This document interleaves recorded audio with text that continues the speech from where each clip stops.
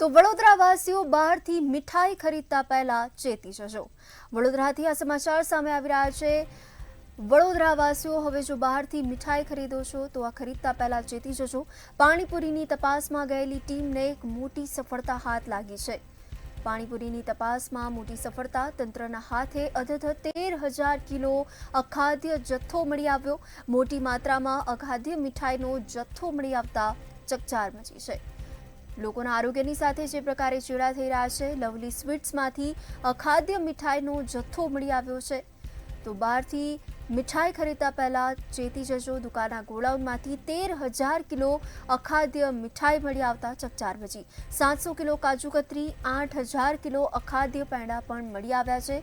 ત્યારે 2500 કિલો અખાદ્ય બરફીનો જથ્થો પણ ગોડાઉનમાંથી મળી આવ્યો। ફૂડ વિભાગે સ્થળ પર જ અખાદ્ય મીઠાઈનો નાશ કર્યો। તો લોકોના આરોગ્યની સાથે જે પ્રકારે ચેડા કરવામાં આવી રહ્યા છે, જથ્થો નાશ કરવામાં જ ફૂડ વિભાગને 10 કલાક લાગ્યા હોવાની પણ આ પ્રાથમિક વિગતો સામે આવી રહી છે। એક્સપાયર્ડ અખાદ્ય મીઠાઈની અંદાજિત કિંમત ₹7.50 લાખ છે।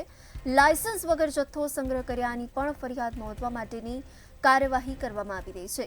જાંબુઆ લેન્ડફિલિંગ સાઇટ પર અખાદ્ય મીઠાઈનો નાશ કરવામાં આવ્યો। લોકોના આરોગ્યની સાથે ચેડા કરી રહ્યા છે મીઠાઈના વેપારીઓ। ત્યારે મીઠાઈના વેપારીઓની સામે એક્શન લેવામાં આવે તેવી પણ લોકો દ્વારા માંગ। નફાખોરી માટે માનવતાને નેવે મૂકીને વેપારીઓ આ પ્રકારનું કામ કરી રહ્યા છે। લોકોના આરોગ્યની સાથે ચેડા થઈ રહ્યા છે। ત્યારે હવે બહારથી જો મીઠાઈ ખરીદો છો તો એ ખરીદતા પહેલા ચેતી જજો।